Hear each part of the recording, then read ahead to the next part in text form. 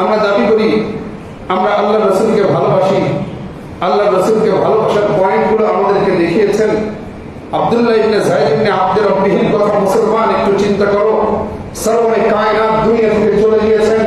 খেতি বাড়ি করতেন উনি, কৃষিকাজ ওনার ছিল, কৃষিকাজের মধ্যে উনি লিপ্ত ছিলেন। ওনার ছেলে গিয়ে ওনাকে বললেন, আব্বু, আমাদের রাসূলে হাবিব, আমাদের নবী আলাইহিস সালাম, তাকে আল্লাহ তাআলা দুনিয়ার জীবন তার পার করে দিয়েছেন, শুনলাম তিনি নাকি ইন্তেকাল করেছেন। হযরত যায়েদ ইবনে আব্দে রব্বিহি, আব্দুল্লাহ ইবনে যায়েদ ইবনে আব্দে রব্বিহি আল্লাহর কাছে দোয়া করলেন। ফ্যান আর ফলোয়ার কাকে বলে? ও মুসলমান, তুমি বোঝো, তুমি আমি নবীর এখনো পর্যন্ত ফ্যান আর ফলোয়ার হতে পারিনি।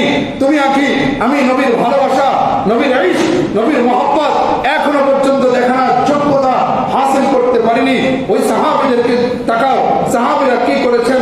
হযরত আব্দুল্লাহ ইবনে যায়েদ ইবনে আব্দে রব্বিহি তার এই অবস্থা যখন হলো, তিনি শুনলেন যে তার হাবিব সাল্লাল্লাহু আলাইহি ওয়াসাল্লাম ইন্তেকাল করেছেন।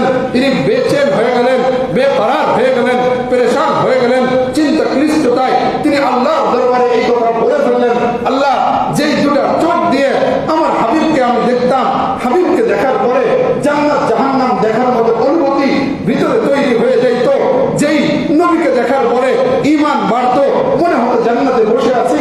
যেই নবীর তিলাওয়াত, যেই নবীর ইমামত, যেই নবীর দার্স, যেই নবীর হাঁটা চলা, যেই নবীর কথাবার্তা, যেই নবীর উঠা বসা আমার জন্য জীবনের ইশক আর মহব্বতের উপকরণ ছিল, সেই নবীর সেই হাঁটা চলা, সেই দার্স তাসদিস, সেই ইমামতের মুসাল্লা, সেই মসজিদে নববীর ওই পরিবেশ আমি তো আর দেখতে পারবো না। যেই চোখ দিয়ে রাসূলকে দেখবো না, হায়াতের মধ্যে বেঁচে থাকার জন্য এই দুটা চোখের আমার দরকার নাই। আল্লাহ, এই চোখকে মিটায় দাও।